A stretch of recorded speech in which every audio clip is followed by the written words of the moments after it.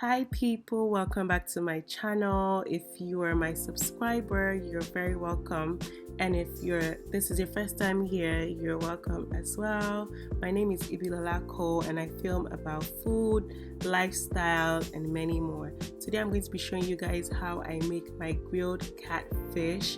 I absolutely love catfish. It's one of my best fishes, if not my best. I'm going to be showing you guys how I grill it and whatnot. So if you're interested, let's just get right into the video. As you can see, I just finished washing the catfish. You have to do this because catfish is slimy, and that's basically what I did. So in a bowl, we're just going to make the marinade of this catfish. So for the marinade, I use half a cup of oil, just so you know it's juicy. You don't want it to be dry, so oil is an important ingredient. I also want it to be spicy, so I'm going to use half a tablespoon of Cameroon pepper. I added another half, so just 1 tablespoon. I just added half a tablespoon of oregano. I added half a tablespoon of fish seasoning and half a tablespoon of seasoning cube. So you want to mix all of the ingredients together properly, and that's what you see me doing here. I also always preheat my oven before I start adding my marinade to my fish, and you just want to preheat your oven basically. I'm going to use a kitchen paper towel to clean my fish.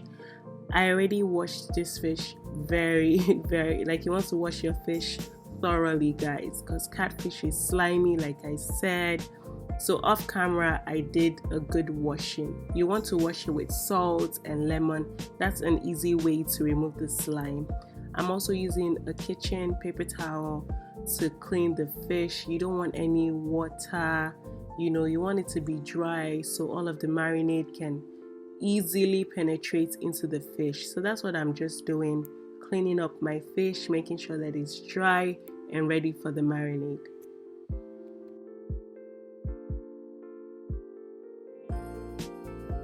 So after cleaning your fish properly and it's totally dry, I'm just going to add, or you want to also add, the marinade that you mix together into this fish. You want to make sure that you are putting it in every corner of the fish. Take your time, don't leave any part out.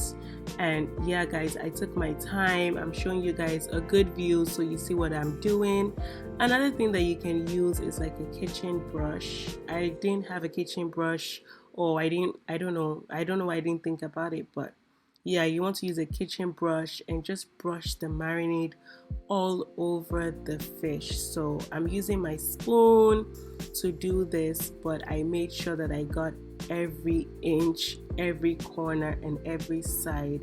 Don't worry about the other part that I didn't cut the fish all the way down, but it's still going to be tasty, it's still going to be juicy.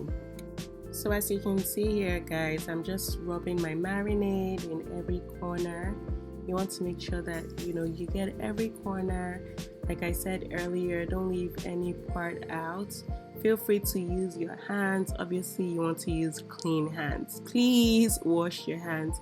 So yeah, it's very important to wash your hands and yeah, get back to rubbing your marinade. You don't want it to be tasteless in a particular part of the fish and be tasty in a different part. So I'm just making sure that I rub this in every corner of my fish, and I'm going to do this to the second one as well. Even though I'm not showing you guys, I'm going to do basically the same thing.